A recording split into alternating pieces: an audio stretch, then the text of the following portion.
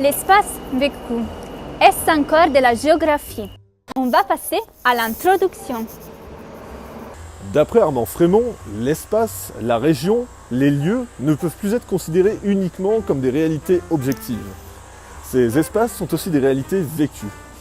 Cet apport de l'espace à travers le prisme de l'homme qui vit le lieu qu'il perçoit demande donc un apport d'autres sciences qui ne sont pas de la géographie.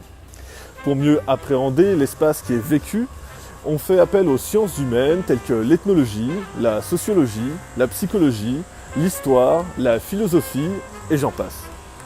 Pour répondre à ces concepts contemporains tels que l'espace vécu, la géographie semble avoir besoin d'être un mélange de sciences. De fait, l'espace vécu est encore de la géographie. C'est ce que nous tenterons de répondre à travers cette présentation.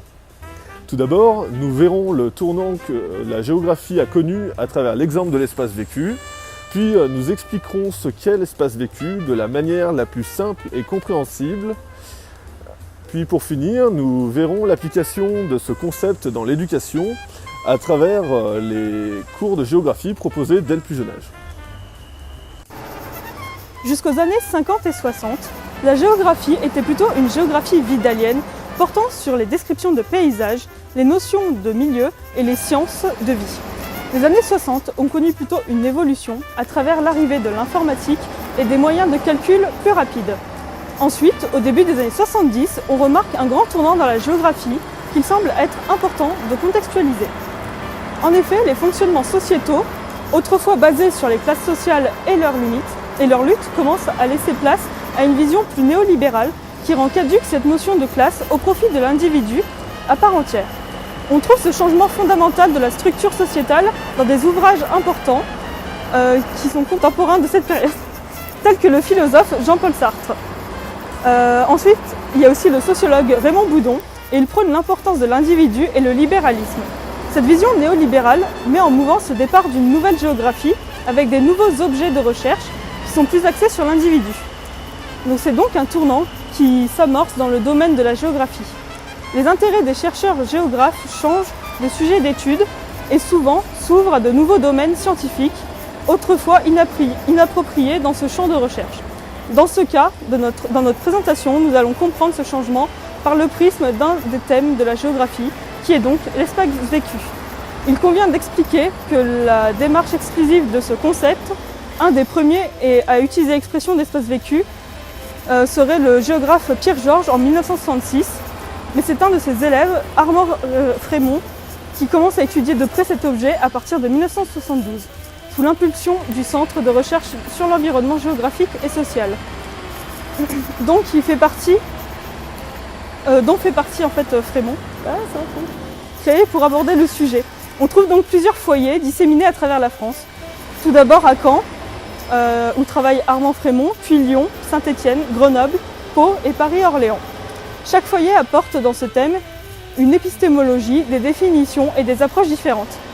Dans les années 80, ces foyers finissent par être liés ensemble par une structure sociale d'échange d'idées, appelée aussi réseau forum. De là, les géographes organisent des colloques autour des représentations de l'espace vécu. Les discours sont assez hétérogènes, mais commencent à émerger des idées globales et des approches de cette notion. Prenons quelques exemples. Xavier Piolle, dans sa thèse, décide de se choisir une nouvelle perspective peu adoptée, c'est-à-dire l'espace de la ville vu du côté de ses habitants. Il rejoint les idées de Frémont pour lequel la notion d'espace vécu inverse les perspectives habituelles des géographes, car il serait l'espace vu des hommes qui y vivent. Antoine Bailly rejoint aussi les idées de ses collègues géographes avec une tournure dite antiréaliste. Pour lui, l'espace n'existe qu'au travers de nos construits, donc comme il est essentiellement subjectif. D'autres comme André Vente travaillent sur l'espace vécu à travers les représentations sociales et l'importance de la perception du rôle idéologique des lieux tels que la ville de Saint-Étienne qui a fait l'objet de son expérience. Il considère l'espace vécu comme une échelle des classes sociales avec un point de vue tout à fait marxiste. Enfin, nous trouvons une approche de l'espace vécu dite théorico-quantitative sur laquelle travaillent Colette Covin et Christiane Roland-May. Leur approche ne semble pas adopter les schémas de l'inversion comme nous avons vu précédemment, mais nous remarquons une volonté de réaliser une formalisation mathématique de la perception et des espaces subjectifs. Nous comprenons donc que l'espace vécu est abordé de manière très différente suivant les géographes et de fait, cette notion est encore assez floue aujourd'hui. Maintenant, on passe à la deuxième partie, l'enseignement de l'espace vécu. Passons à l'explication pédagogique de l'espace vécu. Nous tenterons tout de même de donner une définition et une explication à travers un schéma simple. Il semble important de notifier que cette définition nous a demandé de faire un choix entre les différents géographes pour mettre en œuvre un schéma clair qui donne tout son sens à l'espace vécu. Jusqu'aux années 70, les géographes avaient une vision globalisante de la société. Par exemple, ils pensaient au fonctionnement de celle-ci sous la forme de classes, et la vision urbaine était considérée sous un aspect très global. À partir du début des années 70, la vision plus centrée sur l'individu pousse les géographes à changer les perspectives de leur point de vue en passant d'une vision plus globale du paysage à une vision de l'individu qui vit dans cet espace. Ainsi, ce schéma semble plutôt pertinent pour montrer à gauche une vision du dessus à l'échelle d'un quartier d'Osaka au Japon et la vision du point de vue individuel, donc à hauteur d'homme. Ainsi, on passe d'un point de vue semblant objectif à un point de vue totalement subjectif dû à de très nombreux vecteurs psychologiques, philosophiques et sensoriels. Ce qui demande forcément de nouveaux outils aux géographes pour être les plus à même de comprendre l'espace vécu. L'application du concept d'espace vécu à travers l'éducation nationale française. Dans cette partie, nous allons considérer comment les élèves de l'école maternelle et primaire apprennent le concept d'espace vécu en France. L'espace vécu, comment donc nous avons déjà l'occasion de dire, est la façon dont les populations se représentent l'espace dans lequel elles vivent. À chaque génération humaine correspond une génération spatiale. Donc, il semble évident que, de nos jours, la génération spatiale est urbaine. Autrefois, les enseignants ne s'intéressaient guère à la ville pour expliquer l'espace vécu, puisque le monde était presque totalement rural. L'enseignement de la géographie partait de l'espace vécu, qui c'était donc les petits coins de terre ou la roue, et se grandissait par niveau d'échelle progressive, fait de sorties rares.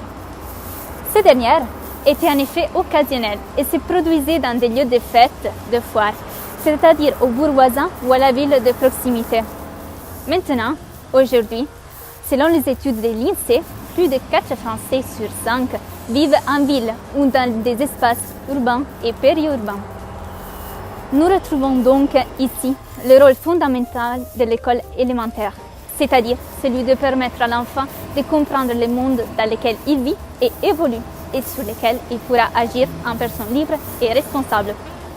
Ainsi, le lien entre le concept d'espace vécu et la manière dont l'institution scolaire l'enseigne soulève plusieurs questions, à savoir, comment l'enfant perçoit-il l'espace en général? Dans quelle mesure l'école peut-elle aider l'enfant à mieux appréhender cette notion complexe? Quels outils peut-elle proposer pour aider l'enfant à mieux comprendre, maîtriser et se représenter l'espace dans lequel il vit? Dès sa naissance, l'enfant est en contact avec un environnement. Le concept d'espace est donc le résultat d'une construction. La construction des stades de l'espace vécu est liée au progrès de la perception et de la motricité de l'enfant à l'école maternelle. C'est le stade qu'on appelle le stade de la connaissance par le corps. Tout au long de la scolarité, l'objectif de l'enseignant dans le domaine de l'espace et donc de la géographie est de faire passer l'élève d'un stade à l'autre. On dit donc du stade de l'espace vécu au stade de l'espace perçu et enfin au stade de l'espace conçu. De l'aider donc à franchir des obstacles difficiles puisque la construction du concept d'espace n'est pas innée chez l'enfant. La représentation doit passer donc par une image mentale ou non d'un objet ou d'une situation. Représenter l'espace vécu nécessiterait une construction mentale et ou concrète d'un espace familier dans lequel on évolue quotidiennement. L'espace est donc un lieu dans lequel nous vivons et que nous essayons de maîtriser. Il y a donc des instructions et des règles officielles pour faire apprendre l'espace vécu dans l'école.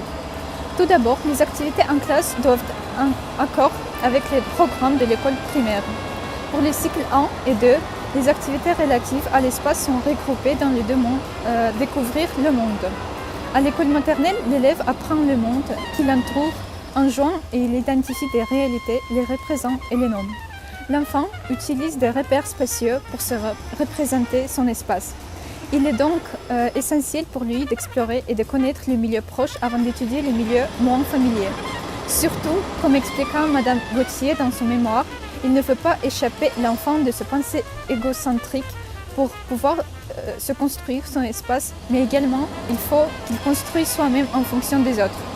Il doit en effet prendre conscience de l'existence de l'autre et accepter de vivre avec lui. Élément fondamental pour pouvoir évoluer dans l'espace. Dans l'école élémentaire, les enseignants de géographie apprennent aux élèves à écouter des points de vue différents. L'enfant, après avoir pris conscience de l'espace qui l'entoure avec l'école maternelle, apprend à le représenter. L'élève découvre un vocabulaire spécifique à l'espace et utilise des supports variés de lecture et de réflexion pour approfondir ce concept. L'objectif de l'enseignant est dans ce contexte celui de transmettre aux élèves les connaissances nécessaires pour nommer et commencer à comprendre les espaces dans lesquels ils vivent et évoluent. La pratique prend une place importante dans l'éducation des enfants à l'espace vécu. Par exemple, un moyen pour faire comprendre aux enfants ce concept passe par des visites des villages et des lieux importants de la commune dans lesquels les élèves vivent.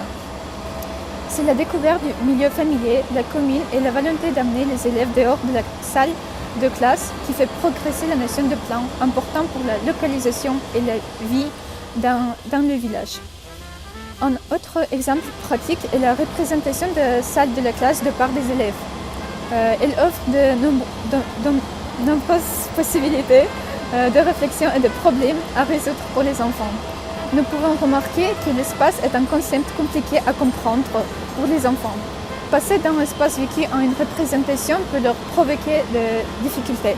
Il faut faire vivre à l'enfant corporellement l'espace familier et surtout lui faire construire différentes représentations de l'espace vécu sous le modèle de maquettes ou de plans pour dépasser les difficultés. On peut souligner ainsi que l'école joue un rôle fondamental pour la construction de la représentation de l'espace vécu. Enfin, il faut enrichir en permanence les connaissances et remettre en question les démarches pédagogiques pour une grande efficacité de l'enseignement. Et pour finir, la conclusion. À travers notre explication, nous avons pu voir que l'espace vécu est une notion qui paraît plutôt compliquée au premier abord. Nous avons pu voir que ce concept était très discuté au départ et que les géographes avaient des définitions différentes à ce sujet. Le thème d'espace vécu a marqué l'évolution de la géographie. C'est ainsi que la géographie est passée d'une vision globalisante à une vision individualiste. Cependant, aujourd'hui, l'espace vécu est utilisé dès l'école primaire pour permettre aux enfants de mieux comprendre la notion d'espace. En étudiant le milieu dans lequel ils vivent, les enfants sont ainsi plus intéressés par ce qu'ils étudient et peuvent se visualiser dans cet espace géographique. Par la didactique, l'espace vécu est donc passé d'un concept plutôt complexe à un principe d'éducation très simple. Mais l'espace vécu, est-ce encore de la géographie ? Ainsi que nous l'indique ce schéma, l'espace vécu fait appel à des notions diverses dans le secteur des sciences telles que la philosophie, la psychologie, la géographie anglo-saxonne, la sociologie et bien d'autres. De fait, cette question semble tout à fait légitime. Il n'empêche qu'à travers l'histoire, nous avons pu constater que la géographie a toujours été une science transdisciplinaire. Par exemple, Homère, qui décrivait à la fois des descriptions géographiques tout en comptant un voyage initiatique. Les géographes de l'époque moderne, qui concevaient des cartes, qui faisaient à la fois la cosmologie, de la cartographie et des descriptions. Ou les géographes contemporains, comme Vidal de la Blache, qui usait de la philosophie, de l'ethnologie, tout en continuant à décrire et répertorier. Ou encore les géographes quantitatifs des années 60, qui faisaient des statistiques et de l'économie. Puis finalement, dans les années 70 et 80, les géographes ont élargi la transdisciplinarité de la géographie aux nombreuses sciences humaines. Nous comprenons à travers cet historique de la géographie que celle-ci évolue avec la société dans ses pratiques, sa philosophie et ses intérêts. De fait, on peut penser que la géographie trouve son identité dans sa forme interdisciplinaire qui permet de comprendre mieux des problématiques contemporaines. En ce qui concerne la bibliographie, on a utilisé Regard sur la sémiologie contemporaine de Isnard de l'Université de Saint-Étienne de 1978. En plus, on a utilisé Enseigner la ville à l'école élémentaire, quel dispositif d'apprentissage pour appréhender l'espace urbain au cycle 3, écrit par Anne Bouchot dans l'information géographique en 2006. En plus, on a utilisé aussi, comme notre source principale, l'article de Mathieu Pichon, Espace vécu, perception, carte mentale, émergence d'un intérêt pour la représentation symbolique de la géographie française, écrit en 2015. De plus, nous avons également utilisé la représentation de l'espace vécu au cycle 1 et au cycle 2, issu du mémoire d'Aurélie Gauthier, suivi par Madame Varret dans les années 2004 et 2005. Enfin, nous avons utilisé Recherche sur l'espace vécu, espace géographie tome 3, écrit par Armand Frémont.